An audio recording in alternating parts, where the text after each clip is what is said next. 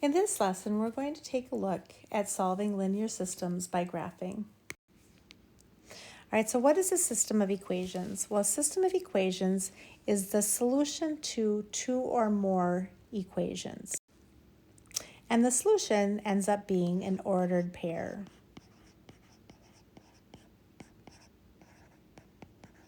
It's in the xy coordinate. So how do I determine if an ordered pair is a solution? Well, we've got that ordered pair 0, -4. Remember that the first coordinate is the x, the second coordinate is the y. And so what we're going to do is we're going to plug it into both of these equations to see if it ends up working. So I'm going to plug in my 0. I have x plus y is equal to -4, and I have x is 0 plus my y, which is -4. Is that equal to -4? Well, 0 plus -4 is equal to -4, so we could say that -4 is equal to -4. So we know it works for this one.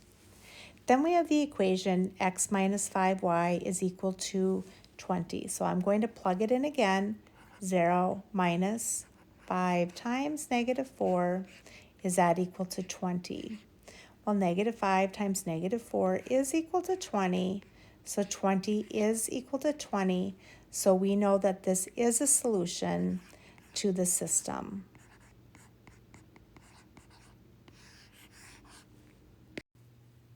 So now we're going to try the point 3, 3. So we have 3, 3, and this is my x and this is my y. So let's go ahead and start it and plug it into this first equation. So we have 3 plus 2 times 3, and we're going to see if that's equal to 9. So we have 3 plus 6 is equal to 9, and we have 9 is equal to 9, and so we know it works for that one. So let's go ahead and we have to test it for the second one. We have 4 times 3 minus 3, and is that equal to 15? So is 12 minus 3 equal to 15? Well, 12 minus 3 is 9, and that is not equal to 15. And because it doesn't work for both of them, so as soon as you know that it doesn't work for one of them, you know that it's not going to be a solution, and you wouldn't have to test the second point. So this is not a solution.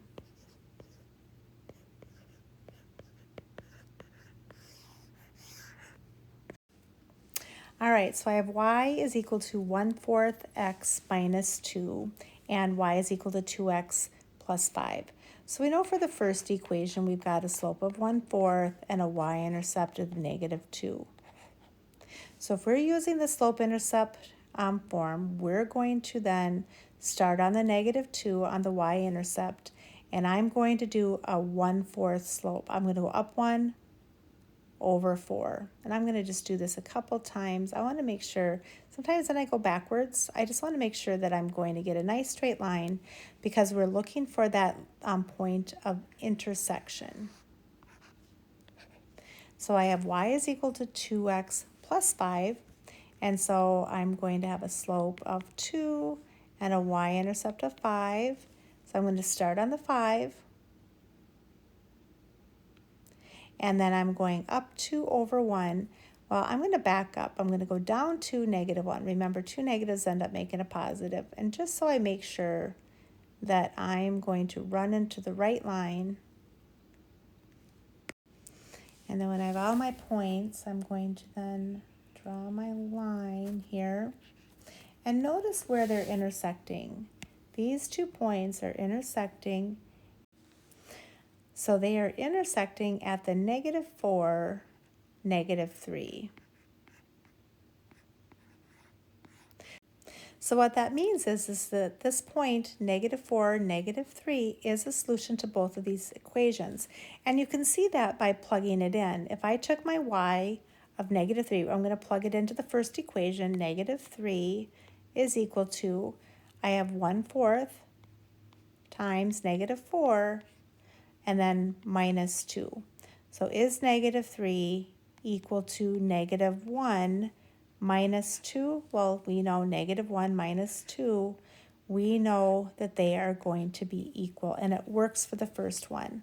And then if you plug it into the second equation, my y is -3, and I have 2 times -4 plus 5.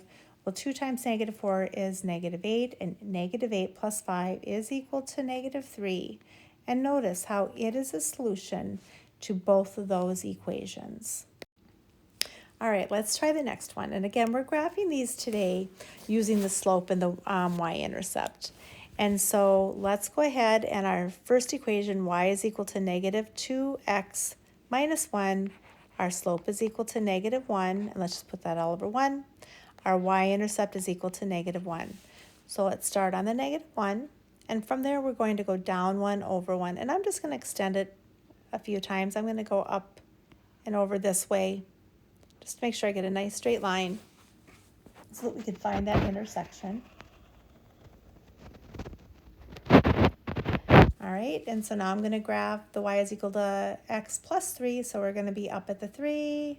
I'm going to go up 1 over 1, and so let's back up some. Down 1, -1, down 1, -1, down 1, -1. All right, so now,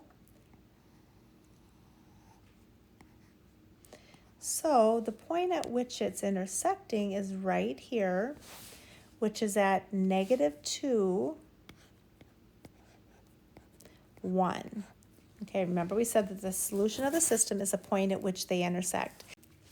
And if you went up top and you plugged in the -2, 1 to both of the equations up top, you'll see that they are solutions to both of them. All right, so my first one, I have y is equal to x minus 8. So I'm going to start on the -8. And I have a up 1 over 1 slope. So I'm going to draw my straight line.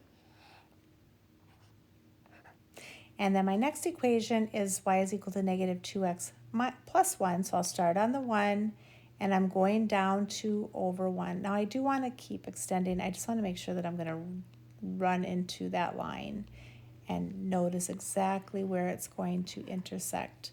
And so take a look right here. The point at which it's going to intersect is at the 3, -1, 2, 3, 4, 5. So at 3, -5. And then I could go back up top and I could plug it in to both of those equations up top. My x and my y, my x is the 3, my y is the -5. And so a -5, is that equal to 3 minus 8? Well, yes, it is. And is -5 equal to -2 times 3 plus 1? Well, yes, that works as well.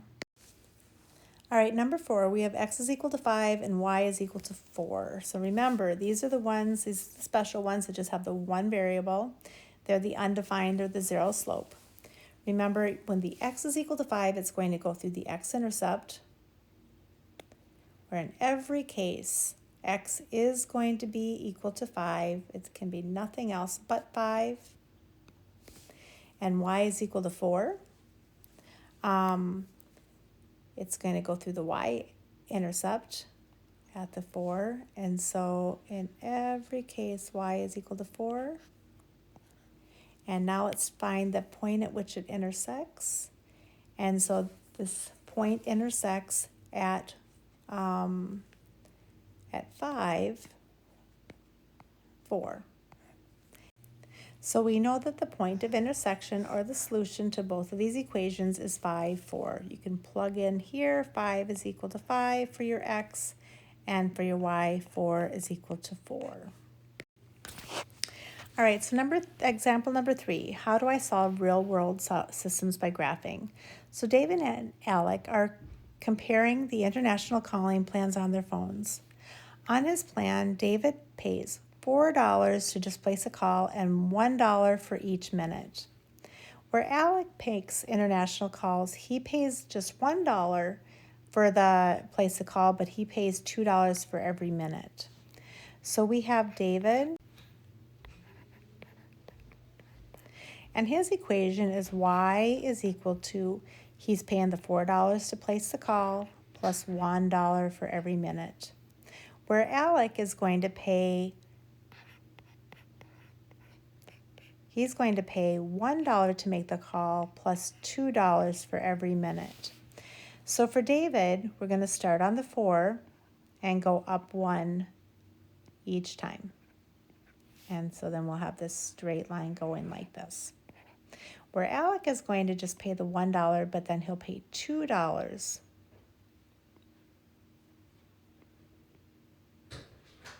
And so notice how then we'll go up like this. And remember, these are the number of minutes where this is the cost. So how long would it take for the cost to be the same? Well, notice that after 3 minutes, so it's intersecting at the 3, 7, which means that after 3 minutes,